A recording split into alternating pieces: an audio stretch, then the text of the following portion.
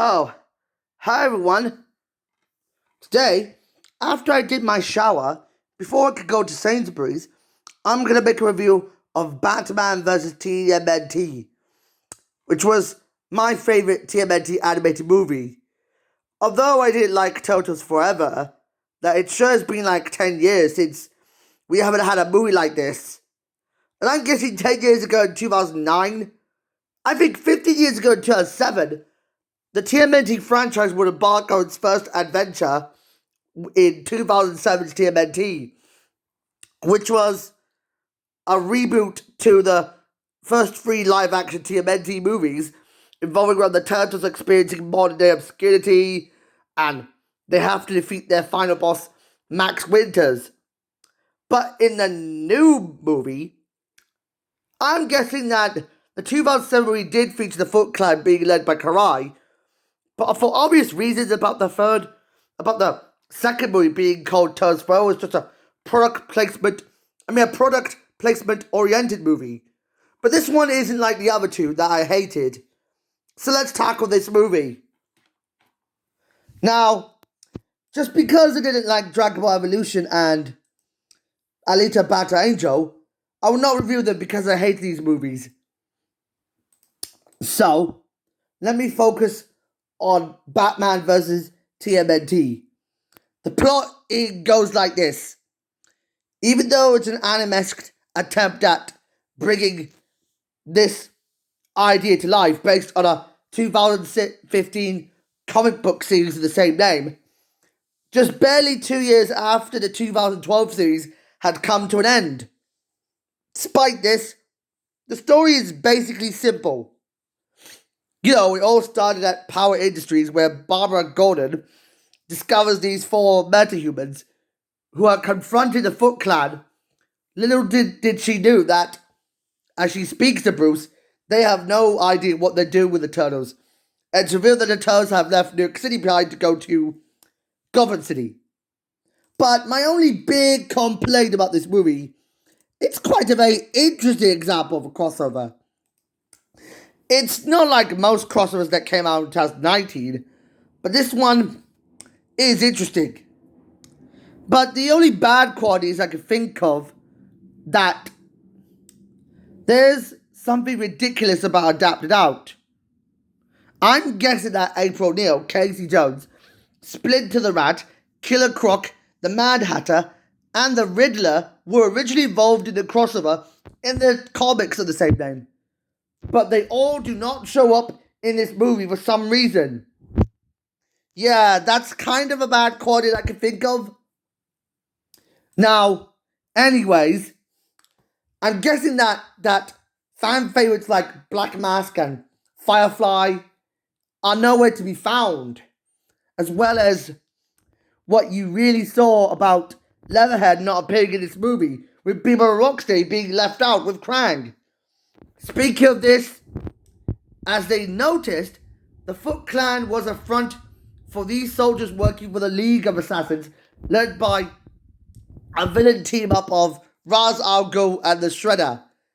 Well, for Azaroku and Ra and Al Ghul, both Al Ghul and Oroku have conducted a plan to transform Gotham City into a mutant zoo by using some sort of machine of using Jokerized venom that they have kidnapped all the villains except for the Penguin. For some reason, that he's not a mutant human. Although he didn't become a penguin that he was in the comics he was, there were some adaptable changes, like we were supposed to be getting the Riddler as a praying mantis and the Black Mask villain as some sort of a Black Panther creature. A panther. Yeah. That's what I could say about that. And we were supposed to be getting Firefly as an actual mutant Firefly, and we were meant to be getting one of the most interesting vids we would have got, Mr. Mighty Plick, as a baboon. But they were just left out. But that applies to Superman because he never showed up in this movie. So, speaking of that, with the help of Damien and Alfred, they had no idea what to do but to explore Arkham Asylum, which looks like came something out of Harry Potter and Scooby-Doo thrown into one. For some reason, It looks like a haunted house, but here are the mutants that all the villains except the pig were turned into. So I'm guessing Baxter Stockman was a mutant fly. I know he appears in this movie. That's okay. And we had the Joker as a mutant cobra. Harley Quinn is a mutant hyena. And I was thinking, did they steal this idea from Aladdin? The one where I saw in with Jafar mutating himself into a snake monster? And the one about hyenas. Still did I remember that song? Oh, Harley Quinn got turned into a hyena. That's very interesting. And we had Mr. Freeze turning himself into a polar bear? Does this sound familiar to me? I know, the way I see Mr. Freeze transforming himself into Norm the polar bear from Northern North looks a bit hilarious in my opinion. That made me laugh the most. And Beta's a mutant jaguar? Wait a minute.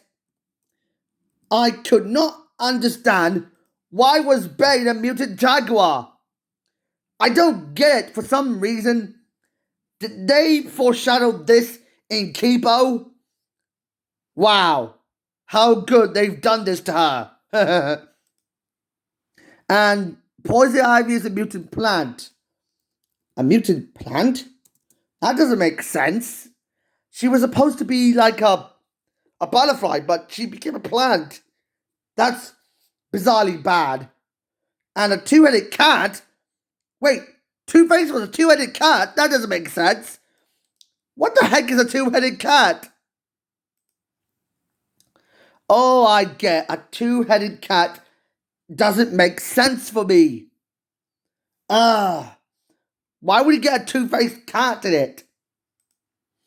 And the League of Assassins Ninja, all of them were transformed into mutant lion and mutant hippopotamus, who reminds me of hippopotamus from Rise of the TMNT, a mutant elephant who looks like Dumbo, and some mutant wolves, some squadron of them, and some two mutants like a mutant pigeon and a mutant T-Rex. Have they foreshadowed this idea of what I saw in Jurassic World Dominion? Wait a minute. Did someone say they hired a T-Rex to appear in this movie before we get Jurassic World Dominion in it? That's strange. Yeah.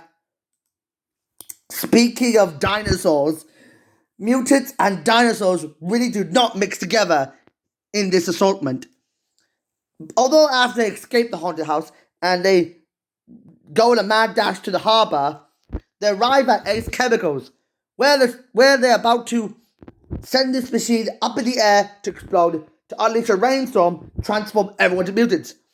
But it gets so complicated that Mikey uses his quick thinking, like the one that he did to Cavaxus and Zombie Shredder, is that he managed to pretty much toss them towards the fiery pit of Gollum's volcano.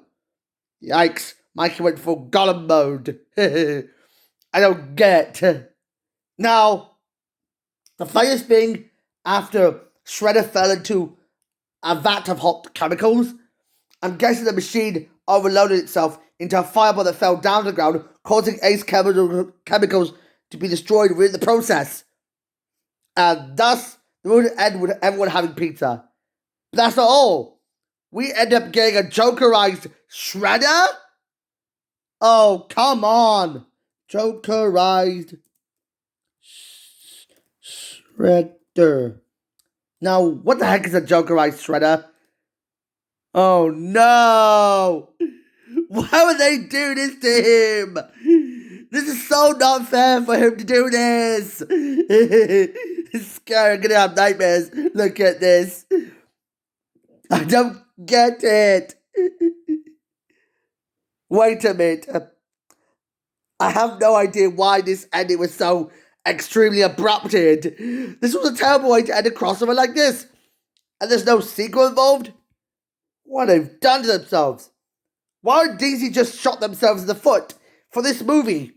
Although I like the animation art style of combining the 2012 and Rise and 2003 cartoons together, I majorly get an exploitation vibes for doing this, so. With that said, I have to go to Sainsbury's now, so my mum needs me. Bye bye.